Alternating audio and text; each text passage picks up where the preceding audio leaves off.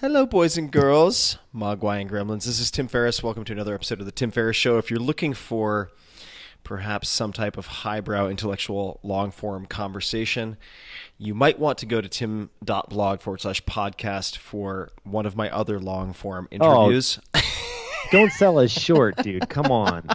Hold on, Kevin. I haven't introduced you yet. But for those of you who enjoy the random helter-skelter, is that a right word? Yeah, I think it is. So.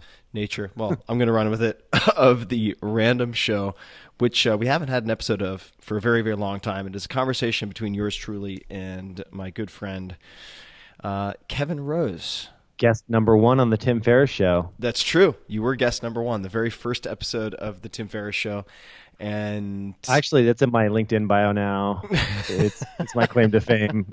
It's in your Google Plus bio. That's right. And we have not done a random show for a long time, but I'll let you do, if you want to do an introduction of the random show. I don't think we even need to anymore. I don't think we need to. We don't even know what episode we're on. Like, for those of you that have heard the random show before, I think we've done probably, if I had to guess, I'd say maybe 25 episodes? Something like that. 25 to 50 like episodes. That. So we're episode 27, let's call it. Episode 27. And Kevin, for people who don't know you, what's your story? What would you like people to know about you? What's That's a good question. The speaker bio version of Kevin Rose? I don't even know these days.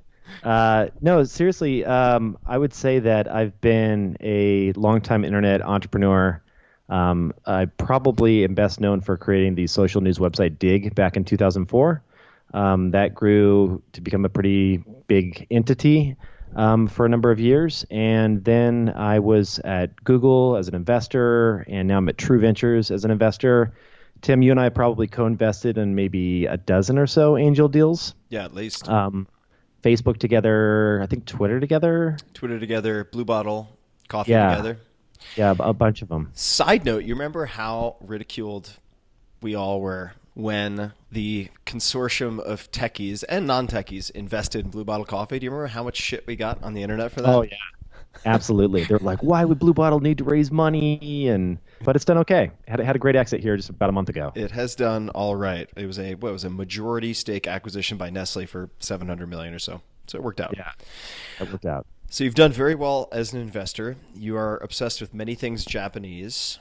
You have a new obsession, it seems, every few weeks. And do you have anything new to add? Actually, you know what? I want to hear about the fast mimicking diet, because this is something I thought I would have put money on you never sticking with the fast mimicking diet, and maybe you can explain for people what that means. But you've actually now done a number of scheduled 5-day. Yeah, that's right. It's a 5-day FMD. So, I'll start back by saying that probably the reason why, Tim, you and I are friends. I met you when you were launching your first book. On your boat party that you did. You rented out a warship in the San Francisco Bay. And the SS Jeremiah, where they recorded a lot of the boiler room audio for the James Cameron movie Titanic. Crazy. In fact. Mm-hmm. That's awesome. But we hit it off because we both love all kinds of this idea of lifelong learning. I think has been a theme that you and I both enjoy. And I've certainly got really into biohacking in the last couple of years. I've watched from afar you poke and prod yourself and squirt all kinds of different juices out of your elbow. This requires a little bit of explanation. So this is so gross. All right, but now I have to explain it. So I had a botched PRP injection, which is platelet-rich plasma injection in my right elbow. And people can look up PRP. It actually has some fantastic applications, but there was a botched injection which pushed effectively subcutaneous bacteria into the elbow capsule itself, and it turned into this horrible infection that required abridgment and surgery and so on. But Kevin, being the good friend that he is, came to visit me in the ER when I was having the I'm not sure if you would call it synovial fluid, the infection fluid. It was the pus drained out of your elbow. The pus drained out of my elbow with this gigantic syringe. And being the mature adult that I am, I thought it would be funny to take this turkey baster worth of elbow fluid out of the Sharps container and squirt it at Kevin, who is in the room. I'm not proud of it, but I don't regret it either. So yes, Yeah. you've seen me do a lot and make a lot of short-term decisions that haven't turned out very well in the world of biohacking. It's always entertaining, though. Got to say, had a lot of fun doing stupid shit together. But yeah, speaking of well, probably not that dumb these days, but fasting. So I got into fasting here probably about 3 years ago, 2.5, 3 years ago. I started the fasting app Zero, which is a free fasting tracker. And so that has really kind of blown up and taken off. But then I started hearing about the research from Dr. Valter Longo. And so it actually was from a friend of mine, Mike Mazer, a mutual friend of ours. Yep. And Mike was diagnosed with stage 4 cancer. He went into chemotherapy treatment, and he was one of the guys that said, I'm just not going to, just take what they give me, but I'm going to go out and do my own research and see what else I can be doing to help fight this and beat this down. And one of the things that came up was this idea of doing these 5-day FMDs. And the FMD stands for fasting mimetic diet. And the idea is that compliance of doing a standard 5-day fast is relatively low because it's an extremely difficult thing to do. Hey, Tim, have you ever done a 5-day water only fast? Have you tried? Yeah, I've done 5, 7, and 10 day. Okay, so I've done a fast. 5-day water only, and I will tell you it is absolutely brutal. I don't know what your experience was, but like I had a really difficult time sleeping. Yeah. There's I believe it's a cholinergic effect that leads you to have rapid heartbeat quite often. Yes. When you're trying to sleep, it's not pleasant. So you'll be That's right. exhausted, and you'll lay down in bed, and you'll feel like you just ran a 100-meter sprint in terms of heartbeat. It's very very unpleasant. It's kind of scary. Like, and I get those. I'm also one of those people that get those. I get those little early heartbeats. Where you like feel like your heart like kind of skip a beat a little bit. They're completely benign, and I've had it looked at, and everything's fine. But I get those every once in a while, and those come more frequently when I'm in a fasted state. So, long story short, Mike does his 5-day fast. He beats back cancer. He's in full remission, which is awesome. But the idea with the 5-day fast is Can I interrupt you one more time? And I think this, I don't think Mike would mind this, but I remember you and I when we were talking about this, and did he do 5 or 3? I can't recall. I'm sorry, you're right. He did 3. He did 3, but just for those who are curious, so I've had conversations with Dominic D'Agostino before on this podcast, very well published researcher, and I was first introduced to the possibility that fasting prior to chemotherapy, I believe, and radiation, could be either, has the potential to increase the resilience of normal cells while increasing the susceptibility or weakness of cancer cells to facilitate this type of treatment, but also to decrease the side effects that are commonly experienced. And so Mike, to my understanding, would do, say, a 3-day fast before a session, and while the other people in his cohort were laid out on the couch or in bed the next day, he'd be running a 10-mile training run. Right, which is just insane. Which is nuts. Yeah, and so he originally, when he got turned on to this research by Dr. Longo, he showed me this YouTube video where they were giving rats chemotherapy, and the rats that were fasted were just like running around the cage. They looked like normal, healthy rats, and the ones that didn't fast were just, like you said, like on their side, all beat up and in a horrible state. And that's exactly what Mike experienced. And yeah, the idea is that on the making the chemotherapy more effective is that you're depriving your cells of the cancer cells of some nutrients, certainly sugar, less glucose, and it makes them more susceptible to the chemotherapy treatment. So the chemotherapy is that much more effective. So, obviously we can't say for certain whether that's what put him into remission, but he's really happy that it did work and he is in remission, and the evidence looks pretty compelling in humans. And so they're also extending this whole protocol to healthy individuals as a way to potentially prevent cancer from even forming in the first place. So I was turned on to Dr. Valter Longo's new book, The Longevity Diet, and I had him on my podcast. Have you seen this book yet? I have seen that. Yeah, I haven't read it, but I have seen it. Yeah, it's pretty awesome. So there's a whole chapter on his FMD protocol and what you need to do these 5-day fasts. And so I guess getting into what it actually is. So how it differs from a water-only fast is that you do have calories. So you have around 700 or so calories per day. Some people say that sounds like a lot. Some people say it sounds like a little. It's actually not that much food. It's like a handful of small soups and some crackers. And, the first day it's not so bad. You're like, oh, I can do this, like some crackers and a little bit of soup. And then day 2 and day 3, and you're like, oh my God, I'm dying, right? But it's not nearly as bad as water only. But the idea is that you eat just enough food to still get into this fasted state. So all of your inflammation markers, all the things that the different markers that are looking at in your blood, they look just like you're doing a water only fast, but with a minimal amount of food. So you have a little bit of not as much hunger and a little bit more energy, and so the compliance is much higher. Were you tracking when you do these FMDs, have you tracked your ketone levels at all? Do you get into ketosis, or does the small amount of carbohydrate and so on that you're consuming keep you out of ketosis? I get a mild, I would say I get around 0.5 or so millimolars. So it's like a very mild. Right on the edge. Right, which is kind of brutal because you're kind of in the keto flu symptom area. Yeah. And so you're not fully into ketosis. Well, this is really interesting because so Attia, Peter Attia, who you've had on the show a few times, he's my doctor, and I know you work with him as well. And we've kind of like played around with this protocol in that Attia has put together an FMD diet that is a lot more ketogenic friendly, so a lot heavier on the fats, and a lot less on the refined carbohydrates. So, for example, when you're doing Longo's version of this diet, and he actually has a nonprofit called Prolon, so you'd actually just order this kit. So I get a kit in the mail that has all the prepackaged food. If you're watching the video version of this, this is what it looks like here.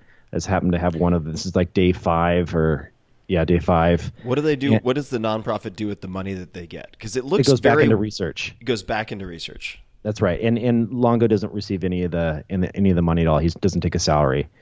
And so, this is meant for people that want to create a little autophagy, a little cell death, generate new stem cells, which he has proven actually happens via this 5-day method. And so the thing that hooked me, though, is I have had elevated cholesterol on my whole father's side of the family, and that's turned into heart disease with my dad and him passing away from a heart attack. My grandpa passed away from a heart attack. My grandma on my dad's side passed away from a heart attack. So like it's running deep, and it's a little bit scary. Now that I'm 40, I've got these pretty bad numbers. So much so that Attia has put me on Crestor, which is knocking back the bad cholesterol. With a statin, but obviously I'd prefer not to be on a statin. Anyway, long story short, I decided to, because of his book, The Longevity Diet, I was reading through it, and he said that he was seeing people that did the 5-day fast, they were improving their cholesterol numbers, and they were getting more good cholesterol and less bad cholesterol. So I was like, oh, that sounds interesting. I might as well give this a shot. But to give it a proper shot, you're supposed to do, and I talked to Longo about this, but 3 back-to-back 5-day fasts over 3 months. And then once a quarter. Okay, so there's like a loading phase of fasting. That's right. Where you do the first week of each month for 3 months. That's right. It's the creation of fasting. There's like a little right, and then you do maintenance once a quarter thereafter. That's right. Okay. Yeah, so I did the first 5-day fast 3 months ago. Had my blood work drawn pre and post. Small minor improvements. Second fast, same thing. And then by the third, we actually saw a dramatic drop on a few different fronts, cholesterol-wise. And Attia was like, when he called me up on my, because we do these like little, calls to go over my blood work, and he was just like, Kevin, you're gonna live to 90 if you keep this up. This is amazing. So he was shocked and he was blown away. And so we're pretty happy with the results. We'll see how long they stick. And this is no dietary changes. This is just, granted, there's a dietary change during those 5 days, but no like long term. I'm still kind of sticking to the same diet that I've always been sticking to. I like that he was so specific with 90. That's lower than I would have expected. So it must be all must be all the meth that you're doing that's going to kill you. Yeah, I still do a dose of meth every now and then, but no, actually, speaking of meth, dude, I just did some L-theanine for the first time today. Yeah, yeah. Have you tried this with coffee? It is very interesting stuff, to be Oh sure. my God, dude. I'd never tried it before. I took a pill of it. I took 200 milligrams this morning, and I was out with a mutual friend, Tony Conrad. We met for coffee, and I gave him a pill Oh too. God. And we were like cracked out for like 3 hours, man. It's Yeah, so this observing of the biohacking is a mutual arrangement that Kevin and I have. So it's not just him watching me squirting fluid out of my elbow. I also observe things that you do. Now on the FMD though, just to return to that for a second, you mentioned in passing that Attia had looked at the possibility of doing a lower carbohydrate, higher fat He actually version. has a protocol for that. Yeah, I'm sure he'd give you the PDF if you asked for it for the podcast notes. Have you tried it? I did. Yeah, I did that for the second one, and it was I liked it. Actually, I just happened to buy a 3-pack of the Prolong kit, so I wanted to go through them and use them Got because they're not cheap, and so I just used that for the last one. But I like Atia's in that it's a little bit more work, obviously, because you're preparing your own food. But it's largely like his is different in that with Prolong you get these little tiny snacks throughout the entire day. With his, it's one meal a day, and it's just a salad. It's like greens and 3 tablespoons or 4 tablespoons of olive oil and like 6 olives and like some sunflower seeds. And like it's not a whole lot, but it certainly is gives you. It's not as refined, and so I saw my ketone levels go up on his versus, and I think I had certainly more energy on his versus the Prolong. Got it. Well, I'll ping Peter about that. It makes sense that you would, on multiple levels, that you would have higher ketone levels. And for people who are wondering how one would measure ketone levels, I think you and I still use the same device, which is the Precision Extra XTRA by Abbott Labs, which does a sufficient job in measuring something called BHB, beta hydroxybutyrate, in the blood for a number of different reasons. This is a much more precise and accurate, well, let's just call it precise, but consistently precise, maybe it's accurate, maybe it isn't, method of measuring ketones, or whether the degree to which you're in ketosis, then pee sticks. Because as your body becomes, or if you're already very efficient at using ketone bodies, you could show a false negative where you pee on the stick. It tells you you're not in ketosis when in fact you are. So the blood is just more accurate. Well, I'm glad you're going to live to 90. That makes me happy. Yeah, I mean, it was a pretty cool experiment, and certainly for someone that has heart disease running in their family, I'm going to keep it up. I'm gonna do another blood draw here next week to see where my levels are at, and then try and do this quarterly. And hopefully, if we can get it down to where I won't be using statins any longer, that'd be great. The last time we did a random show, it was a very, very long time ago, I believe. It was at least before you had a little monkey in your house. And yes. A reason, many reasons, of course, to stick around, but now a very compelling new reason. So what is it, how would you describe, since certainly I have no kids that I'm aware of at this point. That's a good disclaimer there. Yeah, just, that I don't have kids, asterisks that I know of. What have been the biggest changes that you've felt or observed in yourself or otherwise, how you view the world, anything like that, now that you have a kid?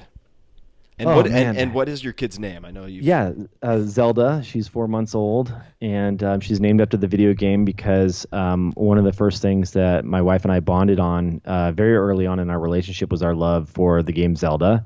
And actually, the new Zelda game allows you to track your hours played. It actually shows it in like the little settings menu. And so Darya has like over 200 hours played of the latest Zelda. So she's hardcore. She played it a lot during her pregnancy. She's a true believer. And when we were in Japan a long time ago, Darya was using some type of emulator. I don't know what device it was on exactly, but she was playing Zelda on all the trains when we were sitting down and chilling. That's one thing I do remember. The original. Yeah, Josh Cook was too. Yeah, that's right. Yeah. It's fun to play the original ones with those old school emulators. But yeah, so in terms of her, I mean, it's hard for, I think, a guy in that when you first have your first child, it's like there's not a whole lot to do. There's just like a lot of crying, and so it's I tried to help out where I can, but it's really like on the hip of mom she was for the first, several weeks, and just there's a lot of getting used to new things. And then now it's just amazing, dude. You walk into a room and she lights up when she sees me for the first time. She smiles and giggles, and it kind of changes the way that I want to approach life in terms of what things are important and trying to make more time to be a good father. And so for someone like myself and that has so many varying interests and certainly can get sucked into new things pretty easily, I've been trying to be a little bit more thoughtful about where and when I spend my energy, so that I can kind of dial back. So I've spent a good portion of this year trying to live a little bit more minimalist lifestyle. What are some of the steps that you've taken to do that? Well, one of the things that I feel like you and I have had this conversation every year since we always first do. met. But now you actually have a gigantic incentive to follow through, right? Well, it's funny. Every time Tim and I get together, it's just like, oh man, I've got too many investments. I'm doing this. There's too many things going on, and I got to spend my time here. And we're always like more or less complaining to each other of just taking on too many things. Even it's so ridiculous. So I just been trying to implement a few rules. So one of the things I did starting January 1st was to throw away or donate something every single day. And so I have forced myself to go in. And so, for example, a few days ago, I went in and I just picked out all the clothes that I haven't touched in a year, and I took them down the street, a half a block away is a donation place, and I donated anything that I hadn't worn in a year. And it really thins out your closet. And I've been doing that. Was that easy for you to do, or did you have any? Absolutely. It was. There was no resistance. You weren't like, but that's the sweater that my Auntie Janie gave me. And no, I mean, who's the lady you had in your podcast that wrote that book on Marie Kondo? Yes. What was the name? Technically, Marie Kondo is how they would say it in Japanese, but Marie Kondo. Yeah. Marie Kondo. Yeah, she's awesome. So I listened to her audiobook, and one of the things that she says in her audiobook is that the way that you can depart with something is to realize that it has already taught you its lesson. And that lesson may be that it wasn't for you, right? So if you have it hanging in your closet and you look at it and you're like, oh, but someday I might. No, the lesson is that it spent its time with you, it wasn't for you, and it should go to a good home or can be appreciated by someone else. And so my lesson is not to buy it again. And so I took that and I've applied that to thinning out pretty much everything in my life. And so every single day, and I think that a lot of people, there's this analysis paralysis thing where you think about cleaning out the garage, or you think about doing this massive overhaul in your life, and you're like, oh, it's the weekend, I got to do this. And there's always something that jumps in front of it in terms of priorities. For me, it's I find that if I just say, okay, one thing a day, at the end of the year, I may not be to my goal, but after 5 years, I certainly will. Yeah. It's not like I have that much stuff, but just really saying, do I need this in my life? And is it bringing joy to my life? I think is such a good forcing function to get rid of a lot of stuff. And everything that you get rid of is actually less of a mental load on you. There was this old tea master that I met one time, and Tim and I have done some crazy travels all throughout China. In tea lands, but there was this one guy I met. The stories we could tell. Yeah, seriously, we've done some crazy stuff in the middle of the Yunnan province. Nothing sexual. So, that was our friend. Yeah, right. We had a friend that did something.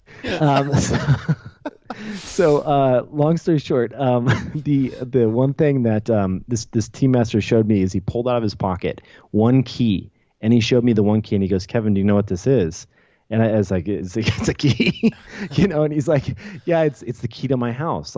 This is my one key. He's like, I've worked my entire life to have one key, because we can all have multiple keys. Meaning the things that you purchase, whether you have a key to your boat or your spare garage or another, a motorcycle or whatever it may be. There's things in your life that you accumulate. And the least amount of burden and the most happiness you can get is having less stuff to worry about. And so I find that to be really true. And so that's what I've been trying to focus on is just having less and being happy with a very handful of high quality things. I also want to mention that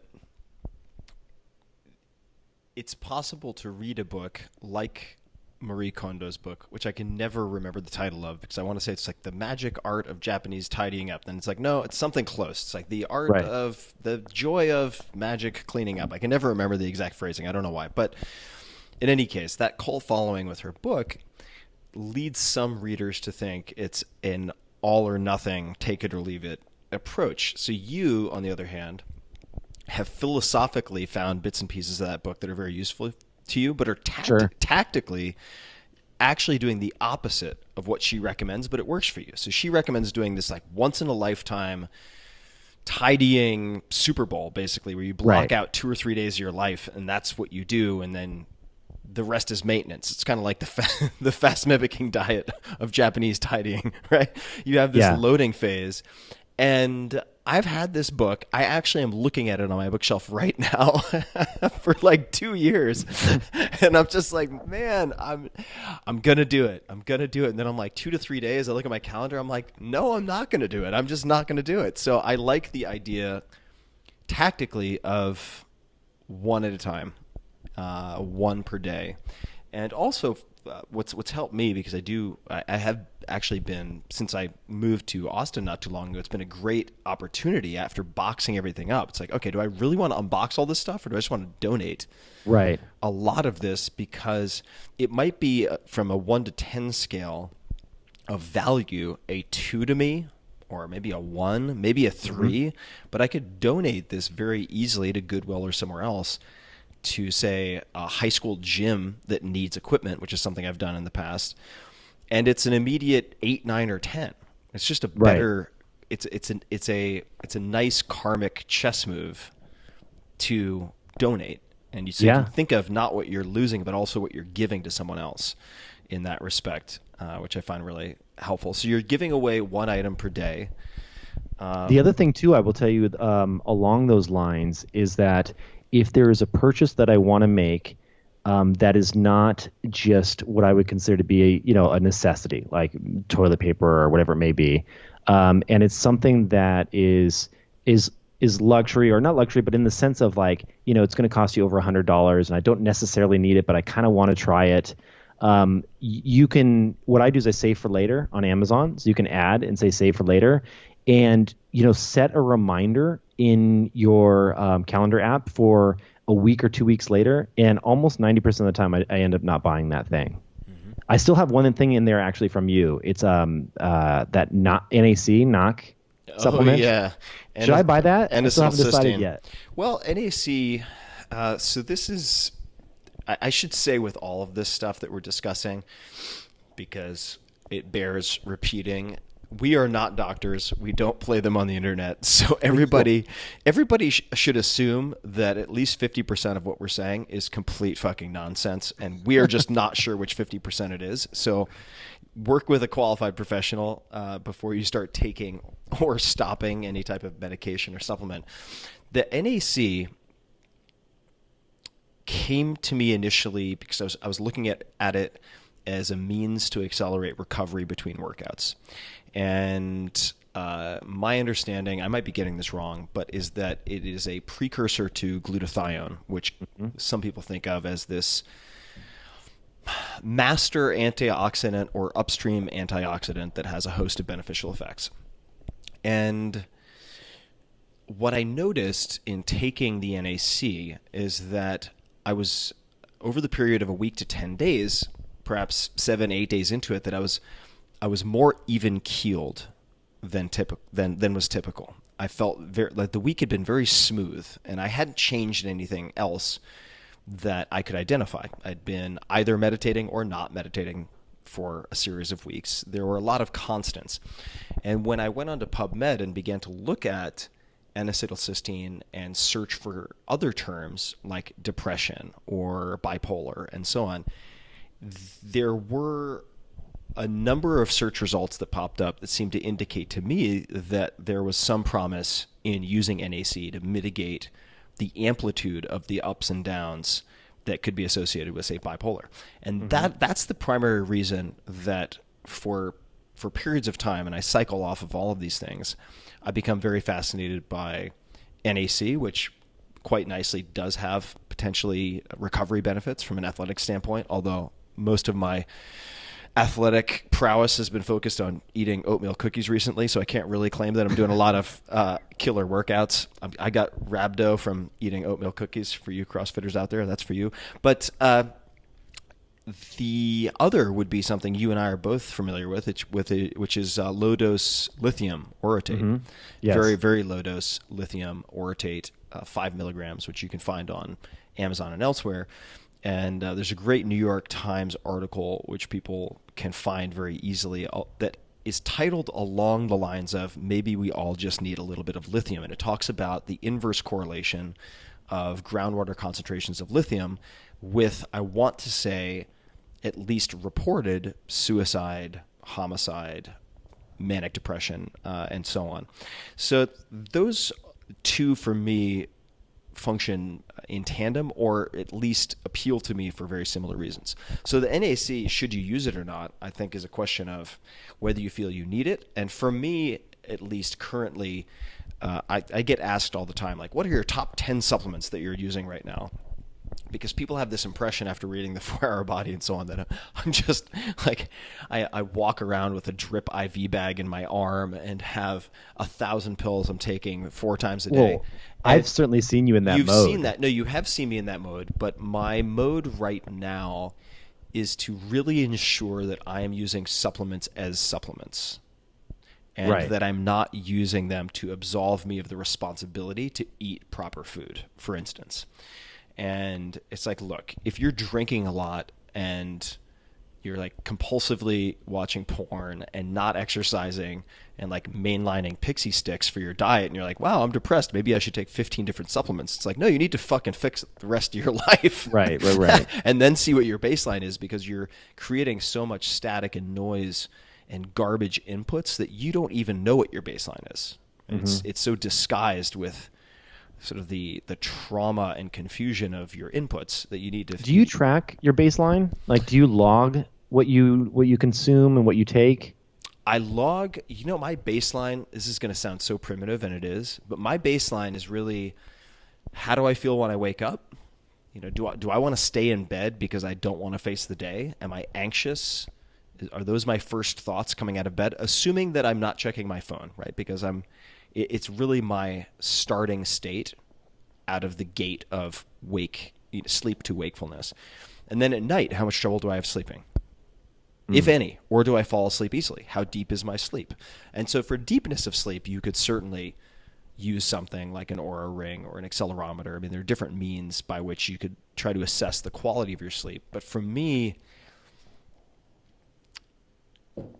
really looking at how consistently I feel good waking up and how long it takes me to get up to, say, first or second gear, because it historically has taken me a long time to go from park to like second or third gear. Some people wake up, you might be one of these people, and they're like, fuck it, world, here I am, I'm ready to party. That's not me. It's like I have a real slow build. And I think I'm in between you and that. I'm definitely not ready to party the second I wake up. Yeah. I am after coffee. I have a cup of coffee. I'm ready to party. So I feel that way if, for instance, I'm in ketosis past about 2 millimolars. I need less sleep, so let's call it 6 versus 8 hours. And when I wake up, I am awake versus feeling groggy for an hour to hour and a half, which can be remedied somewhat by the psychological advantage of exercising in the morning, which is one thing I've been scheduling to do more of per Jocko Willink, retired Navy SEAL commander and all-around intense accomplished guy. People can find him, tim.blog/Jocko, first ever public interview. So I'm thrilled to have unleashed the giant white gorilla on the internet. And baseline, though, to return to your question, is really something I try to keep as simple as possible. Do I and have I measured all those other things? Yes. But I think that whether it's with your body or with a business or any number of other things, it's really easy to become addicted to measuring things that don't matter very much. Or worse still, measuring things that will distract you from the things that do matter. Does that make sense? Yeah, that totally makes sense. Yeah. I've tried to kind of pare it down to just the stuff I really care about. I just sent you a link in our video chat to my dashboard for the things I measure every day. Cool. So for me, I'm really concerned about my glucose levels because they are a tiny bit elevated. So I do waking glucose, bedtime glucose. I do whether I meditated that day or not. I do how many hours I fasted the night prior. I do how many drinks I've had. And then I do what type of workout, whether I had tea or coffee that day, and then my food. But food not in terms of kind of a by the calorie, super anal kind of breakdown, but really just typing out what I ate for that day as a way to hold myself accountable and just like look over the last few days at a glance and see if I've been behaving or not. So I find that just the act of writing it down makes me behave a little bit better. It does. Okay, that was going to be my question, is how does that actually impact your behavior? Yeah, this is a fascinating question. I did an experiment here about 3 weeks ago with a group of 5 friends, and I asked them all. I created this spreadsheet that we all logged into every single day, and what you do is you record the number of drinks you had the night before. And I was thinking about turning this into an app, although I'm not going to do it, but I was interested in trying to create social pressure to drink less. Not to drink more, but to drink less. And the thing that I found that was really interesting is that if you drink over 2 drinks in a night, people have some shame in reporting that. And so they will misreport. And so, if you went out and you had like 4 or 5 drinks, it's like, oh, I don't want to be the guy that had the one 4 asshole drinks. in the spreadsheet. Right, exactly. Yeah. So I changed it then so the spreadsheet would only say 2+. And so that's the max you could go. And then people were a lot more like open to being like, yeah, I had 2+ last night. They were a lot more at ease. Right. But it still created a little bit of social pressure and personal pressure. If you looked at your list and you're like, ooh, there's been 4 nights of 2+ there. I should probably do a night without drinking, right? So my idea was to create an app that would allow you just to say up to 2+ and see all of your friends in the same arena, and then kind of hopefully encourage you to be able to drink socially but not take it too far. Yeah, this brings up all sorts of really fascinating and frustrating methodological questions in terms of designing this type of reporting, right? Because I was thinking to myself as you were saying this, well, if you had a larger group, say a group of 200 people, you would have, one would expect you would have more people in that group reporting drinking 2, 3, 4 drinks on any given night. Right. So the shame factor would be decreased. But if you decrease the shame factor, would that also decrease the incentive to actually behave, right? Because you can blend into this perceived acceptability of being like, well, there were 10 other people out of 200 who had 4 drinks last night. That's totally fine. Well, the question is like, how well do you know the people? One, so how tight are they in your like kind of social connections in your peer group? And then also, I think that there is, when I like Brendan Mulligan, I'll call him out because he's a friend of ours. He works at Google. He like never drinks. Like he's like one drink, like 1 drink every 4 days or whatever. And seeing him hit those streaks of like 0 drinks, that was also a pretty powerful thing. And I'm saying I need to be more like Brendan. I need to dial it back. So it goes both ways. Yeah, that's true. I suppose if you're seeing friends of yours doing well, who have demanding jobs, demanding relationships, you can't use that as your excuse when you have the data right in front of you showing that they're actually behaving. So you historically have been a non-trivial drinker, let's call it, like a minor league all-star of booze consumption. I used to drink a lot more, to be honest. So you can see my spreadsheet here. So what has helped you most to decrease the amount that you drink? Well, I think there is fear. I've seen a bunch of studies. There was one that was just published here a couple weeks ago that said the number one, the largest study ever around dementia and alcohol abuse, and they're very closely linked, which is really frightening. And I think just, wanting to live longer for my daughter has been another one, back to the point that you had earlier about what has changed. And just getting older, hangovers happen at 2.5 drinks these days. Right. And so it's like, why roll the dice? And so for me, it's finding to get to your question around what have I done differently. There's a couple things. One, I've like kind of set aside time to learn at night, which I think is really important. And you really can't drink and learn at the same time. So, or remember what you attempt to learn. right, exactly. And the second thing that has been huge for me, though, has been the sauna. The sauna has been massive because it is like 4 drinks or 3 drinks just by going and doing a 30-minute high intense heat sauna session. And you come home and you sleep like a baby. And, if you don't have a sauna, that can also be substituted with a really hot bath. And just finding ways to, it's like, it's always been about, I'm with my wife, I'm sitting down, and we're going to crack open a bottle of wine, and I'll have a couple glasses of wine. It's never been like, hey, let's go party. Those days are long gone, like, a decade plus gone. No, don't look at it like that. A decade plus? No, listen, if we're out traveling together, Tim, we're going to have fun, right? Okay. So the only times you and I hang is like when we're traveling together. So you can't put that on me. That's true. All right. Fair enough. We're in different cities now. I will say, for those people who are like, wait, they can see each other, we are doing a very intimate video chat on Skype that you will be able to see on my YouTube channel, just youtube.com/Tim Ferriss, 2 R's, 2 S's. And Kevin is dressed for success, I will note. I just had a partner meeting this morning, so we dressed up a little bit. No, I appreciate it.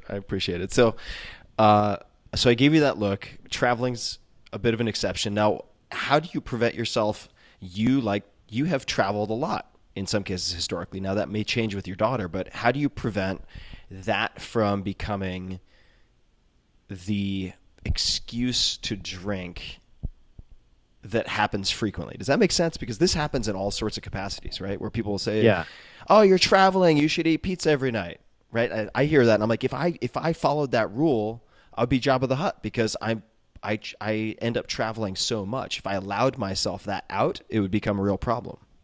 Yeah. Traveling is difficult, and especially when it's in kind of a social setting. If you combine traveling with social, like, I'll be going to TED in a couple weeks, and I know that there's just going to be a lot of parties and a lot of events and a lot of drinking. So I think that's one of the things that I need to work on, is that I have a hard time dealing with like large groups of people that I don't know.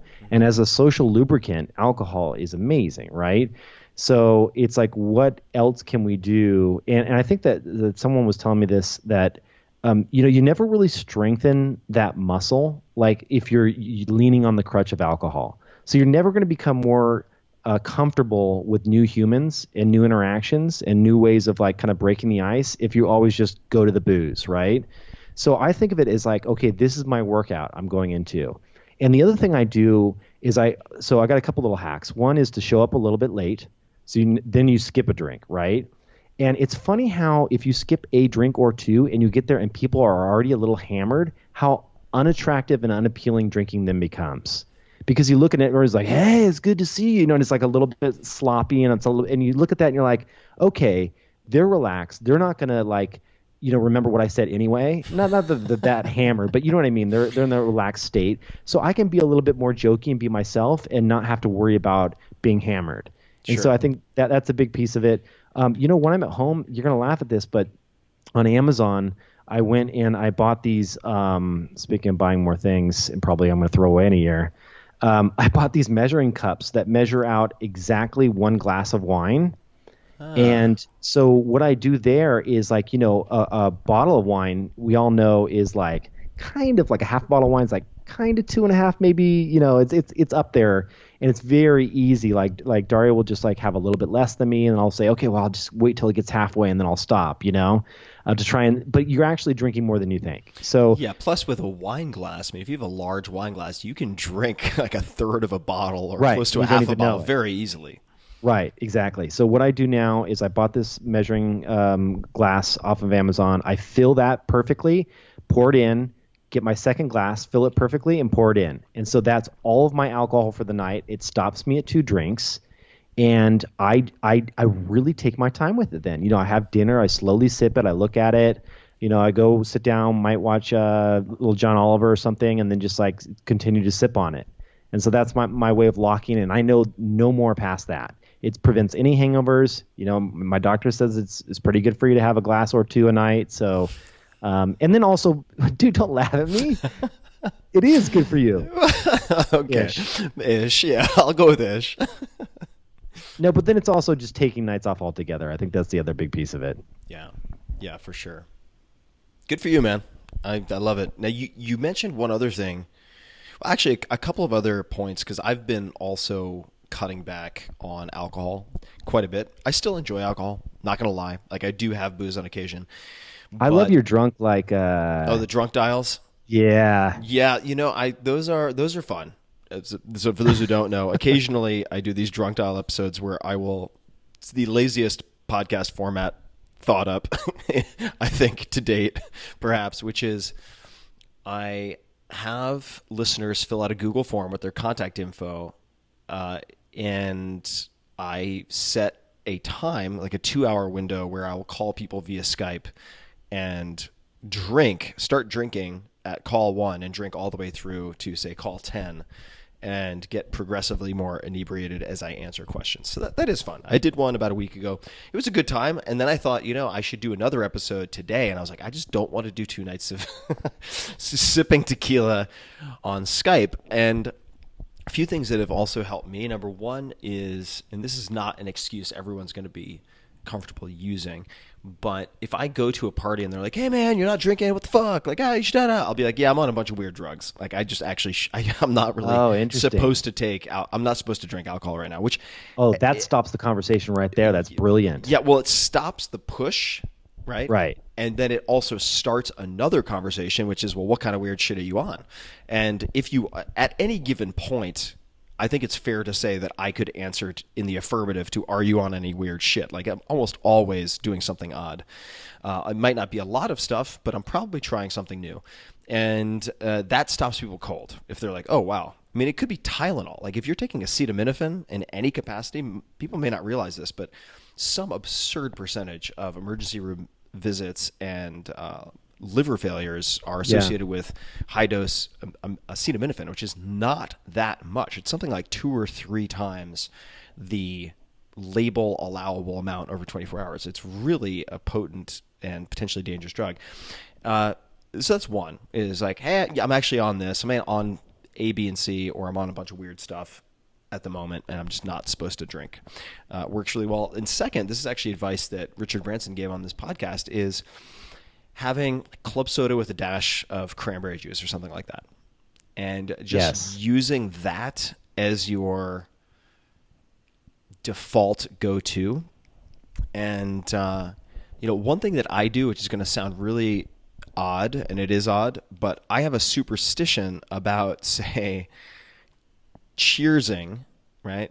Clinking glasses when I don't have any alcohol in my glass. Interesting. So this is your tell. This is something, well, it's kind of a tell, but what I'll do is I will sometimes also go up to the bar and I'll say, just give me a tiny splash, like the equivalent amount that would be in a thimble or something like that. And then I'll cut myself off at that. And that's the amount that I allow myself. That's another approach that I take to cut back on the booze. You mentioned, though, that you've been trying to learn at night and that the booze is not conducive to learning at night. What are you trying to learn at night? What types of things? And what's the format? Are you reading 100 pages a night, or what does it look like? Have you heard of this Coursera course called Learning How to Learn? I have not. Who teaches it? So it's done by a couple professors, and I'm actually in the middle of that right now. It was another kind of biohacker recommended it to me. Yeah, apparently it's the #1 watched course on Coursera right now. And it's just been fascinating how they dig into the science of learning and like how you go in this kind of like focused or diffuse mode and how to really go in and concentrate on something and when the optimal time is to learn. And it's all the science around learning. Oh, sorry to interrupt. Go ahead. Oh, I'm just getting started with it. So that's what I've been diving into and kind of spending my nights watching those videos. But it talks about the importance of actually getting away from your material. So like getting really focused and setting a timer for 25 minutes maximum, going really in depth on the course material, and then backing away and kind of going into this more relaxed mode. They were talking about how, Benjamin Franklin? I can't remember who it was that used to hold a pair of keys in their hand. And then and Salvador Dali did this as well, actually. Hold a pair of keys in your hand. You kind of just go into this relaxed state thinking about what you want to learn, and to where you almost fall asleep. And when you drop the keys out of your hand and it wakes you up, that's when you kind of go back, and then you realize you were successful at getting that relaxed, and you'll retain and become more creative. And I don't know, it's just fascinating stuff. And so I'm just getting started with the course. And it's free. Very cool. Yeah, the intervals and the duration of intervals for learning, along with break periods, is something that I've experimented a lot with as it relates to language learning, because it's so measurable. You can look at, say, your recall of foreign vocabulary, assuming you're controlling for a few different variables, right? So adjectives are generally going to be harder than nouns, for instance. But if you are controlling for that, you can look at what your retention is, say 48 hours later, for 100 words you attempted to learn in one session versus two sessions versus 3 sessions with different types of breaks. And I did that when I was looking at a few different languages, specifically over 2004, 2005. Actually, I've never shown you these notes. I have text to edit documents with all of my notes on language learning for about a year-long period, looking at all of this type of stuff. And there were some very clear patterns, such as focusing on the material right before bed, right, with no interruption. So much like how it's recommended by many names, both you and I know, that you meditate first thing in the morning, before you brush your teeth, before you check your phone, before anything else, when you have this tabula rasa, blank state of sorts. Focusing on material that you want to consolidate in memory and recall later, right before bed, at least in my experience, dramatically improves recall. And then this is actually very important, not just doing that, but when you wake up, before doing anything else, which for me would override meditation, doing a recall exercise of some type. I tend to use flashcards to determine which have stuck and which have not. So those that have not, since I'm looking at language, I would give myself like a quarter of a second. It couldn't be delayed, because in speech, you're not going to have the luxury of sitting there paused for long periods of time. It would go back into the rotation for review again throughout that day and later that night. But that has proven really, really helpful. How about exercise? One of the things they mentioned in this course is this idea of doing cardiovascular exercise. I believe it's post learning something new. And apparently this science was saying that it just sticks that much more. I don't have any numbers in front of me, but it was something along. Have you heard anything about that? So I have, in terms of spacing, or I'm sorry, the timing of exercise, I have less clarity, but there's an entire book called Spark that talks about among other things, the role of exercise in education and learning, and would point to things like BDNF, the release of brain-derived neurotrophic factor, which can be elicited through different types of exercise. And part of me thinks that when one says, because these are the easiest to study, or very often the easiest to study, cardiovascular exercise, this is where it comes down to trying to become literate with reading scientific studies or understanding how things typically work. So as a couple of baselines, scientific studies usually use volunteer populations known as students, and those students have 45-minute class blocks or 60-minute class blocks. So to keep those students busy, people are very often disincentivized from using shorter duration, say, high-intensity training or something like that, weightlifting, for instance, resistance training. And if you want to, as an experimenter, design something that requires as little monitoring as possible, it's like, all right, stick them on a stationary bike, right? If you have people doing burpees or deadlifts, like you actually need to pay. I hate burpees. Yeah, but you need to pay attention, right? You need to pay attention if people are lifting weights and so on. There are more safety concerns. So I think that, and just to point out perhaps the obvious, that weightlifting is actually one of the most cardiovascular activities you could possibly engage in, but I won't digress into that. You can look at a book called Body by Science for all the details on why that is the case. But it would make sense to me that exercise could certainly play a role in increasing cognitive function. But one of the questions that I ask myself all the time and this is a good question for people to ask themselves when they see a headline that makes a scientific claim, is what else could explain this? Like, what else might explain this? So if you're looking at cardiovascular exercise right after some type of cramming with material, you could make the argument that perhaps it's not the exercise at all. It's the fact that they're going into a semi-mindless or meditative, repetitive period where they're able to let their subconscious somehow work on the material. Right. Right. Well, that's exactly what this course teaches, is how to get into those periods. Yeah. 100%. Yeah. So I have certainly seemed to observe that exercise in some capacity, for me, it's generally some type of resistance training, does have a positive effect on learning. So yet another reason to get off your ass, which is something I need to do more of. I've digressed. I've fallen off the train a little bit, Kevin Rose. I'll be honest. But I shall get back on the train. You both. Yeah. So fortunately, once you have a recipe that works, you have the confidence that you can get back on. That's the good news, right? With, say, the fast mimicking diet, not that you should use that for body composition, but fast mimicking diet or intermittent fasting, which a lot of people use your app Zero for, or a slow carb diet, plus a handful of things like kettlebell swings. I just know this is why I'm not stressed out about being off the rails. I kind of make fun of myself about it. Because it's like, look, if I just follow the prescription, like follow the algorithm for 3 to 4 weeks, there's no magic involved. It will work, and I will have less like muffin top to grab when I'm in the sauna, which will make me happy. Muffin top in the sauna is the worst. You just look down, and just see that little layer, just a little boop. Yeah, well, you also have like the glistening Cinnabon effect because you're sweating. It's a really unattractive look. Yeah, it's not a good look. It's not good.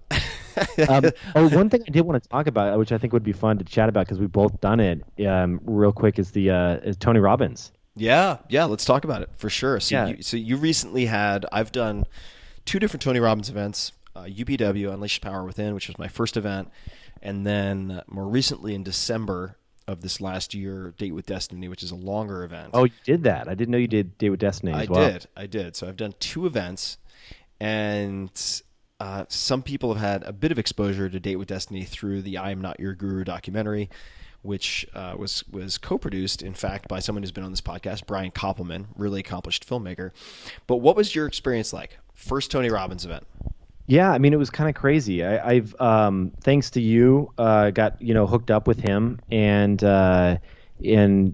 went down and got a chance to meet him and hang out with him. I think that Tony is this kind of he's proven himself now that he's been doing this for so long. I mean, he's doing it for 40 plus years. But I think that in the back of my mind, I kind of remember when I was a little kid, the kind of like audio tape version, infomercial version of Tony, Right. So there's always this stigma in my mind that was like, oh, is he trying to sell me something? What's going on here?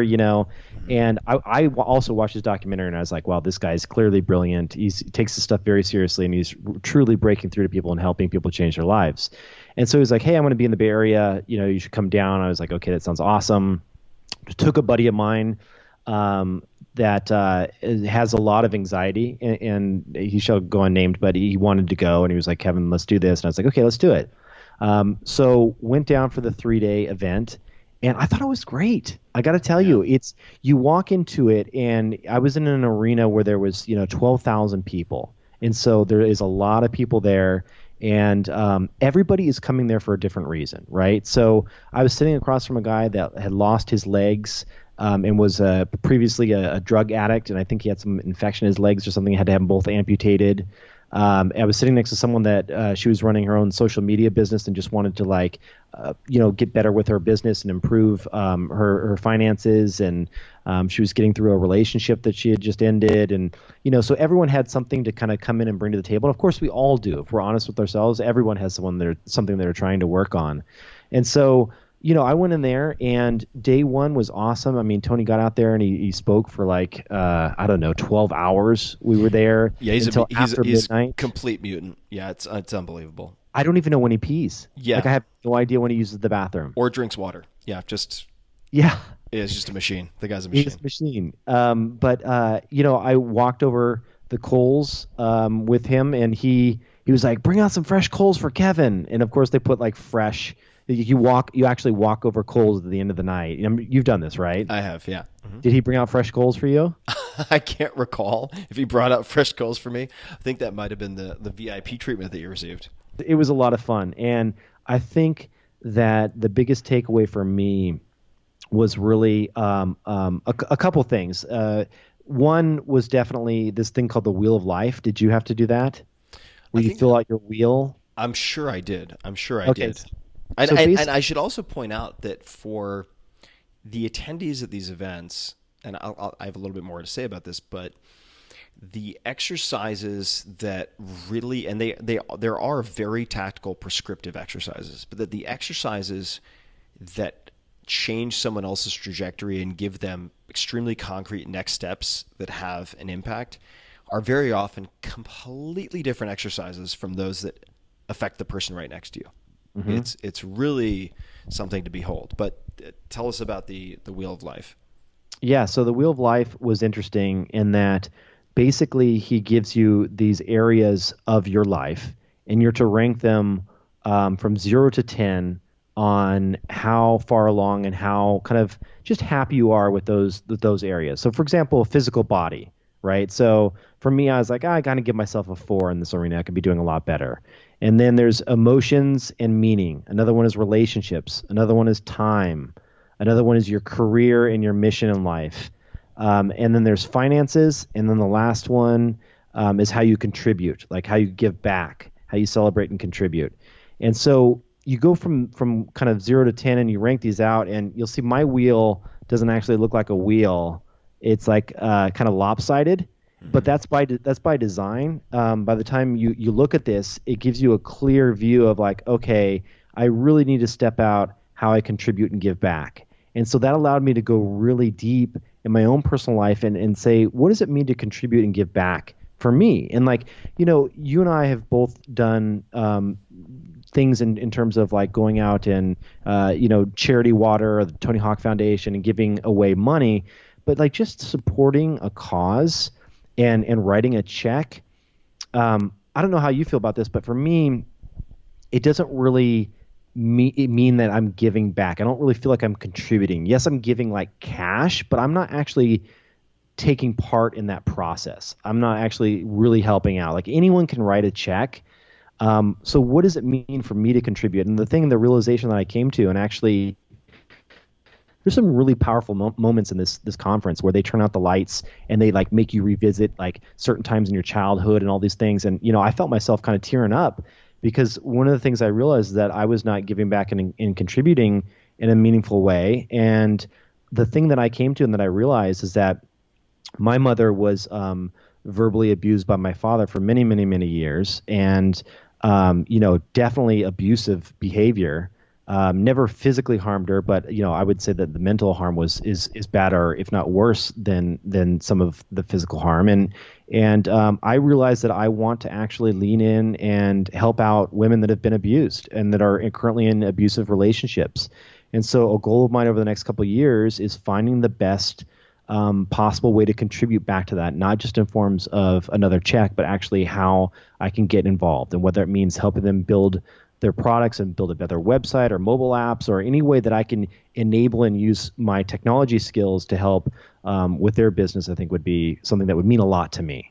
So that was a great experience to have, and I wouldn't have that if it wasn't for Tony. And that was just one of many things I got out of the weekend. So I would say that he's a badass. It was pretty awesome. Yeah, he's a real master of his craft. And what I would say to folks who have a certain image of Tony is that when you go to an event like this, I think the right way to approach it is to be skeptical but not cynical, and open to trying all of the exercises he suggests. Mm-hmm. And that there are going to be components that may not agree with you, in the sense that there's a lot of jumping around, there's a lot of music, there's a lot of noise, for lack of a better word, and a lot of those elements made me uncomfortable. They're not things that I would seek out. Oh my God, normally. I could not see you dancing and jumping around. Right? It's just not my thing. So But the filter that I used going into it, or the lens through which I was looking at it, was it was made easier because one of my very close friends I've known since college, who's had multiple company exits, is extremely accomplished, and he goes to Unleash the Power Within every year as a reset. He's been 11 times, maybe 12 now. He's been to Date with Destiny 6 times. Wow. And this guy is not a seminar junkie. He's not someone who avoids the work and goes to listen to a motivational speech so that he can feel better on a sugar high for 2 days and not take any next steps. Like, this is not that guy. He is an operator. So the fact that he had been so many times really led me to want to stick with the entire event. And I'm not going to lie, I had hard points. And then I mentioned this to you, and it may not be the exercise that had a large impact on you, but the Dickens process that I ended up, along with Tony, including in Tools of Titans, one of my more recent books, because it had such a big impact, made the entire event an easy, like 10 to 100x return for me. Mm-hmm. That was the last day too. That's right. So just that 30 to 60 minute exercise led me to dramatically improve my relationship with my father, to take responsibility for certain things that I had been telling myself were unchangeable, to really buckle down and step into discomfort to make some meaningful changes. Those are changes, Unleash the Power Within, I want to say I went to, now it's got to be 3 to 5 years ago. Those changes, the ripple effects of those changes that I made then are still very tangible now. And then Date with Destiny, very similar. But to go into it expecting that if you step into it and accept some level of discomfort and commit to trying everything, this is just my view, that at least 50% you're going to end up discarding. Probably 20% you're going to find really uncomfortable and you're going to dislike actively. And then like 10 to 25% you're going to go, holy shit, I can't believe how powerful that just was. And it's not a lot of hand-wavy, woo-woo ambiguity. These exercises are really, really, really specific. So you don't have to accept Tony as your one and only savior. You don't have to believe that he is flawless, because he is not. He's just like everyone else. He's an imperfect creature trying to do the best with the gifts and talents he's developed. But the guy knows his shit, and he actually really cares. And as I've gotten to know him over the last few years, more and more so, I've become more impressed with him, not less impressed. That is, at least if one were thinking of, let's say, attending one of these events, and I have zero vested interest in sending anyone to these events other than they've had a material impact on my life. And that's why I was happy to see that you were going to attend. That they go in with an open mind, expecting that, much like if you read any type of book, you're not expecting every line to be a life-changing piece of gold. You're hoping that net, it's going to be worth the time that you invested. Yeah. Right? And that's been my takeaway, that it's absolutely been worth the time invested. Yeah, 100% agree. And I think that, like you, going into this was certainly a really uncomfortable thing for me, in terms of when they first start the music and people come out on stage and they start dancing, and like you can tell the people that have been there before, because they immediately like jump out of their seats and like start like kind of rocking out and throwing their hands in the air. And I'm thinking to myself, I hate dancing. I've never liked dancing with anyone, my wife or anyone. I always feel so awkward when I'm doing it, you know? Like I'm like a geek that likes to like sit in front of my computer at night. And so it's like, then I thought something another friend had told me that had gone and said, hey, Kevin, like you just have to go with it. Like if you want to get anything out of it, you have to realize that he's doing this by design to put you into a certain state. Right, he wants to get you into an optimal state, and an optimal, that can mean like one example of one thing that we did is we took something that was very serious to us, like something like a limiting belief that you had held so seriously, and you say it out loud in a very joking and like laughing way, and everybody, like 12,000 people are all doing this at the same time, and you're like laughing and saying it, and it's kind of like breaking it down in your mind and letting you know that you don't have to take it so seriously, and you can joke about it and have fun with it, because it's been forever since since you've probably ever done that in your life. Like when was the last time you were able to take something that you held so seriously and so guarded and have a good time with it? And so he knows how to set up these little traps for you that trick you into reframing things in your mind, and it really does change your long-term perspective on things. And yeah, I'm a fan. I would definitely go back again. I did the 3-day event, the Unleash the Power Within, the same one as you. But yeah, had fun with it. So thanks for helping out with that. Yeah, man, my pleasure. I would suggest also that that's Molly saying hello in the background for those people who can hear my dog barking. But that as a point of social proof, and of course, Tony is fully aware of the sort of gravitas this would bring. But there are people, for instance, Mark Benioff of Salesforce, which I think has more than 10 billion in annual revenue now, who will point blank say that Salesforce would probably not exist were it not for Tony Robbins, and still attends some of these events. He was right behind me at Date with Destiny. Crazy. He's a big guy. He and Tony are very similar in size. And then you have Paul Tudor Jones. You have some of the most sophisticated traders and financial minds who have worked with Tony for 10 to 20 years.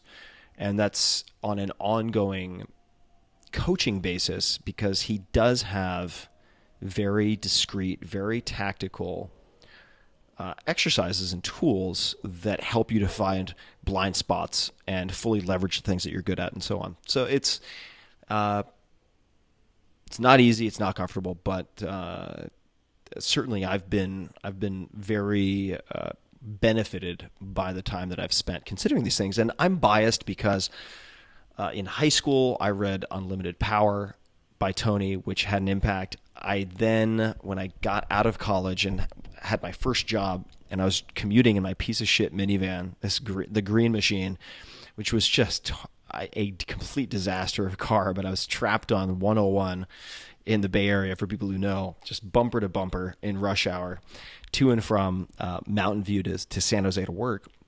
And I would listen to this used set. I couldn't afford the full set, a new copy. So I had Personal Power 2 and cassette tape and listened to that, which helped get me to the point where I started my first company.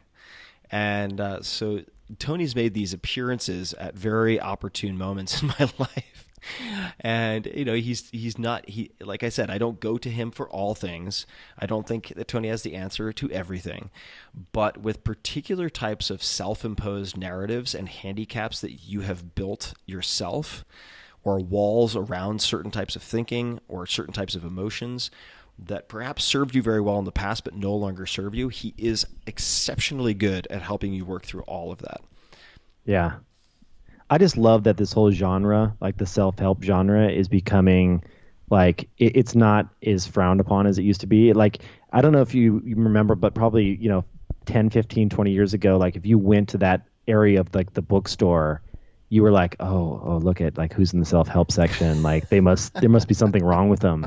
And now, no, seriously, that used to be the case. And now it's like, it's gone, and he's probably at the center of it, but it's become this idea of not self-help. It's just like this idea that we're all on a journey of lifelong learning, and we all are done BSing ourselves, and there's not a single person that has all of life figured out. So why don't we all actively, openly work on this together? And I think it's awesome. Yeah, and I should also say that at one point, as an example, I was interviewed on the BBC, and they wanted to talk about the self-help genre. And I knew it was going to be a setup, right? I knew that they wanted me to defend self-help and they wanted to attack self-help, right? So, and I knew this going in, that this is what it was going to be. Or I figured it out about an hour beforehand when I got some notes, and I was like, oh, I see where this is going. So they bring me out. This is a television show, and they say, good evening, Mr. Ferriss. We just wanted to talk about bio, blah, blah, blah. What is your general opinion of the self-help genre? Something along those lines. And in effect, I said, I think 99.9% of it is just horseshit. And I said, it pains me sometimes to be associated with the label self-help, for X, Y, and Z reasons. And then they didn't have a leg to stand on, right? Because I'd taken their side of the argument, which was kind of hilarious. That's funny. And then I said, but at the same time, I think the label self-help has, in many cases, an unfairly negative connotation. Because, A, if you look at almost any type of reading, whether it's a novel where people want to escape, or it's nonfiction where they're hoping to learn more about, let's just call it Andrew Carnegie, or you name the figure, there is some motive behind that they hope to help them, whether it's a shift of emotion, the gathering of knowledge so they can impress people at a dinner party or otherwise. And that if I were to look at who I would say potentially emulate in the world of self-help, it would probably be someone like, this is the name you brought up earlier, Ben Franklin, right? Who most certainly wrote extensively about what we would consider today self-help, but he's not lumped into the category of, say, potential, and these people do exist, certainly charlatans who are just selling a bill of goods that doesn't deliver, right? There are plenty of people who have not walked the walk and talk extensively about their expertise and make recommendations and prescriptions. There are people all over the world in every possible discipline who do this, and a lot of them tend to concentrate in this section of the bookstore called self-help, unfortunately. But it's that alone isn't enough to disqualify something. And certainly if we look at the popularity of tutorials on YouTube, for instance, in any possible subject matter, if you look at the popularity of the Creative Lives and the Coursera's and so on, Sure. Everyone now has access to expertise that even 10 years ago would have cost hundreds of thousands of dollars to access if they had the ability at all. You look at, say, Harvard, MIT, Stanford, many of these schools that are putting their courses online, in some cases for free access. And I know people who have taught themselves to code in this way. All of that is self-help, right? Yeah. So it's important, I think, that people not disqualify exploring certain realms because of a label that really represents a concept which may or may not apply to what it is you're examining. Yeah, I mean, there's going to be scammers in every genre too. Yeah, I love how Joe Rogan. I don't know if you've seen these posts that he's done recently, but he does videos of these martial artists. The legit as fuck. Yeah, yeah, where they can that's throw his people caption with their mind. Yeah, yeah. Yeah. Joe Rogan puts up these fake martial arts videos. I mean, they're not fake. They're videos of people who actually believe that what's happening is happening. But yeah, Right. these like martial arts masters, self-described, throwing people across the room with their chi explosions and so on. And his caption is usually legit as fuck or hashtag legit as It's fuck. so good, so good. Yeah, there's a lot of nonsense out there, but it doesn't mean that everything within a certain category is nonsense. And it doesn't mean you should spend your entire life filtering for the 1%, but also there are ways that you can assess the validity of different paths. And quite frankly, I would recommend for those people who haven't, well, I'll give you two recommendations. So one is you can look at the back of the 4-Hour Body if you already have it. There's an appendix, which is effectively how to spot bad science. And it will help you to not trick yourself and also to get better at avoiding being tricked. So that's one recommendation. And not to seem like I'm selling my own book, the excerpts for that appendix are from a book called Bad Science by a doctor named Ben Goldacre, which is absolutely fantastic. So if you just want to be literate and better able, scientifically literate, or better able to separate the signal from the noise with the deluge of information that we are assaulted by every day, I would highly recommend that you check out one or both of those resources. You know, I was going to ask you, Tools of Titans. I mean, obviously in your books there have been tons of book recommendations. Yeah. And there was that one kid. Do you remember the kid that like took all and he had created took out all the books out of your recommendations and ranked them? Ranked them or just organized them as thumbnails. Yeah, I do remember that. Mm-hmm. Yeah. So the idea was that what is the most recommended book inside Tools of Titans across the board by all the people that were in that book and kind of stack ranking them based on the votes. Do you have that list anywhere? Do you have a list of like the most recommended books by all of your guests? Yeah, I do actually, and I'll pull it up right now because I put it on the blog for everybody. That's a great way. Yeah, I put it up. Yeah, that's a great way to cut through all the crap, you know? Yeah, I put it up on the blog, and if you give me a second, I will find where it is. This might take a second. So I'm looking at Tribe of Mentors, the most recent, but where would I find this? If you go onto tim.blog and search like Tools of Titans books, we can put a link in the show notes, right? We'll put a link in the show notes. So if you want a link, this will be the smarter way to do it. If you want to see a page where the most commonly recommended books from Tools of Titans and from Tribe of Mentors, so combined you're looking at about 500 different world-class performers of all different disciplines, ranging from top professional athletes to chess prodigies to former generals, certainly 12 plus billionaires, then you will get to see rank ordered in terms of frequency which books are most recommended. So I will put those in the show notes, and you guys can find that at tim.blog/podcast. If you want to see, of these people who are the best at what they do, which books across disciplines do they recommend most often?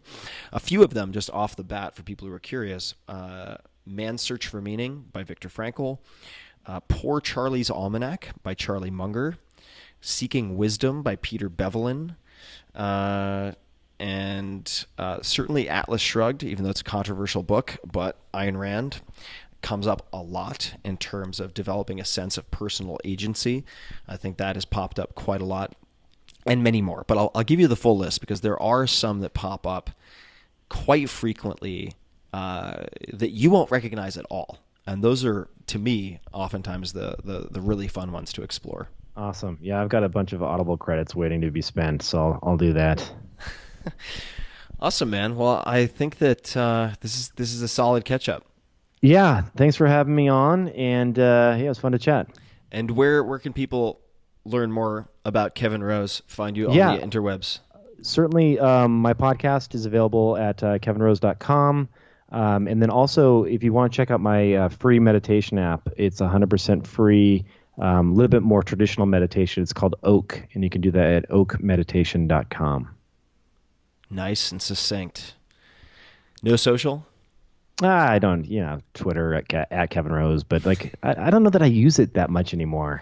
I'm more a newsletter guy. If you go to my website, if you sign up for my newsletter, I do a once a month newsletter, and that's kind of what I use. It's a good newsletter. I subscribe to it, which I can't say for many. And yeah, Twitter's turned into a bit of a nasty neighborhood on most days. You just feel like you're minding your business, whistling, walking down the street, and then you have people throwing potted plants at your head.